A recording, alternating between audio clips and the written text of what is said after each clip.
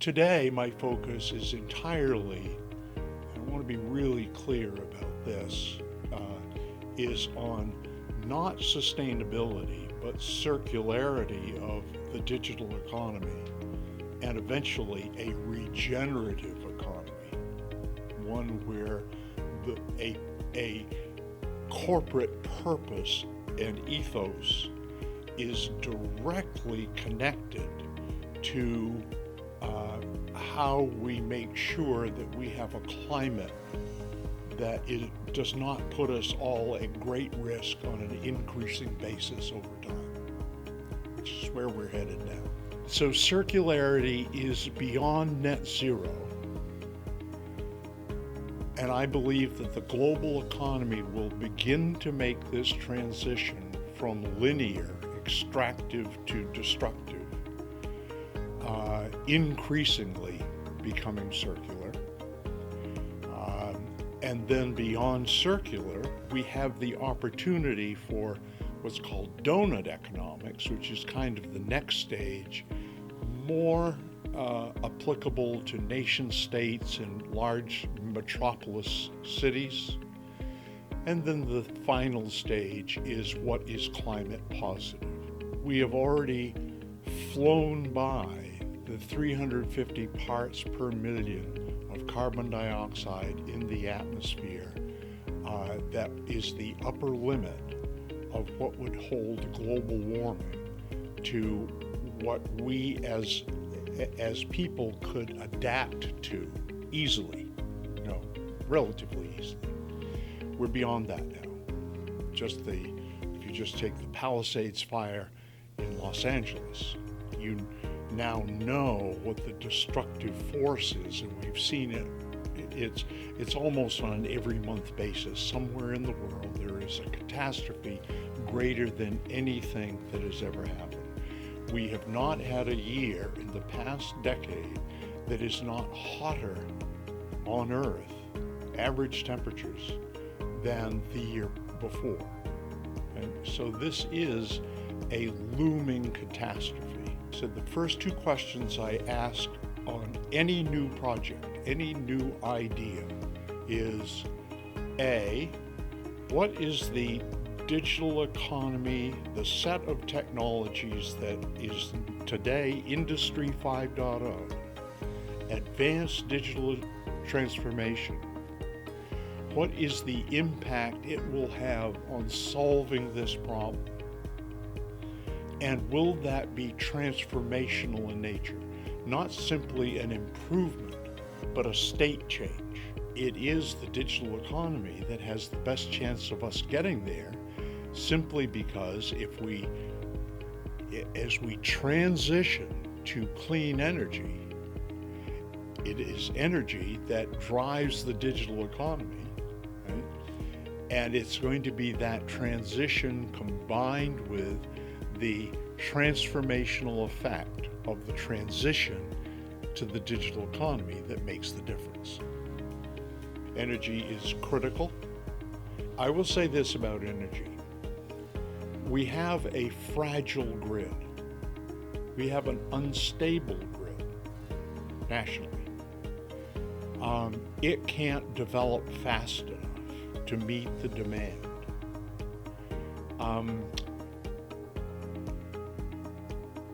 And because of the growth rate of the demand on the grid, we can't transition to clean energy fast enough. The growth rates that they have in front of themselves right now within Loudoun County, Northern Virginia, is greater than the power projected by any measure today to be generated, right? So it becomes incumbent upon, and there will be, the minute you say nuclear power, there still is a public relations issue. There still is a perception issue that people have. But this new class of small nuclear reactors is very different. And the people who are in the hyperscale end, and as you have said, the hub development end, like Aladdin County, anywhere in the world, are going to do themselves a great favor unless they have another very quickly to develop another source of clean power. Then small nuclear reactors in tandem with hub development becomes kind of a prima facie case. It's the only logical way to do it.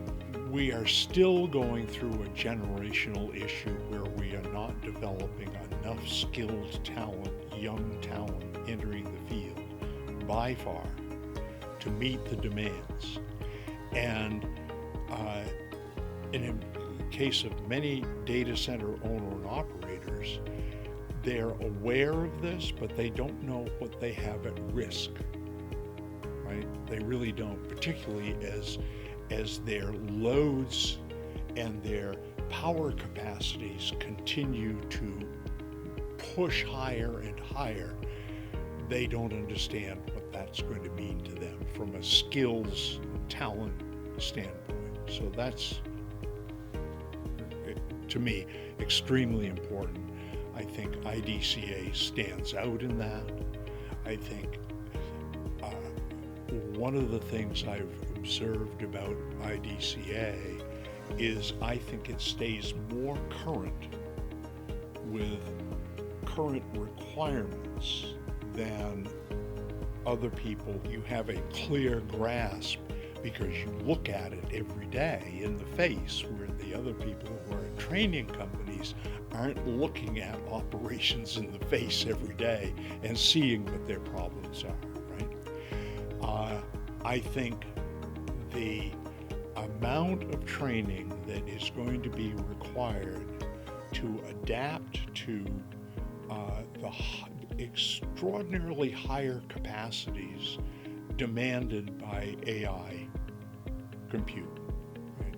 It's a very different animal, very different design parameters, all kinds of technologies available today that aren't really really truly understood, that can help reduce costs, and at the same time you're reducing costs because you're being more efficient with power. You're also creating stability within the facility. Right? I don't think that's really well understood, so I think that's very important. I think you have taken a lead that others haven't in the certification of product. I think that's extraordinarily important. Where is the product going? What is it being asked to do? And how capable is it of doing it? Right? And how can we measure, sense, monitor, measure what that performance is and reliably, verifiably report back? Right? You do take a kind of whole stack view of things. You don't separate out what is the physical infrastructure stack, right, and what is the ICT stack.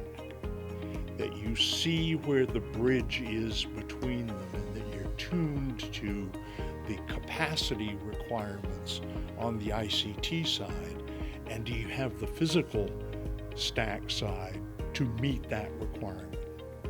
Reliably, verifiably meet that requirement. I spent half a decade at each of these posts with Data Center Dynamics, and before that with the Uptime Institute, with 451 Research, and I don't regret any of that at all. However, they've never had the same vision that I've had. I remember this fellow saying to me, I had just come back from a FinTech meeting, which is Digital Economy 101, right, in New York, where you could not get through the booths. You couldn't walk down the aisles. It was just packed with people. So this is 2008, maybe 9, somewhere in there. And yet he didn't see that as a major bank as being important. Well, it was 4 years almost to the day when the largest bank in the world was in fact a fintech-based bank, entirely internet-based, Ing. Right? And so, just like any other industry, there's myopia, there's blinders that go on because the challenge of just keeping up with your day-to-day is so great. However, all of the technologies that we're talking about here will be applied and are being applied now to data center operations. AI is in every DCIM suite there is today of any value. And it will increase, it won't decrease. And that means because it increases, it's also much more possible to bring my passion to it, which is sustainability, circularity, and regenerativity. Right? All that becomes possible because it's a matter of sensing and monitoring and measuring and doing the analytics in real time that guides them, right? Right now, most people aren't using it that way because they have a hard time just keeping up with their workloads.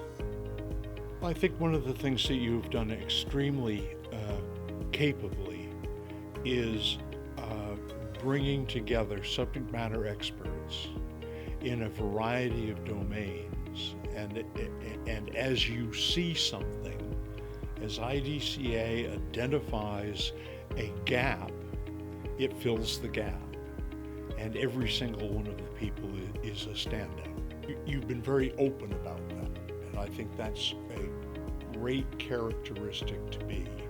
We're in the time of open source, and a kind of a leg to the stool of open source is being transparent. And your transparency with who your subject matter experts are, the voice they have, is extraordinarily important. I am Bruce Armstrong Taylor, and we are IDCA.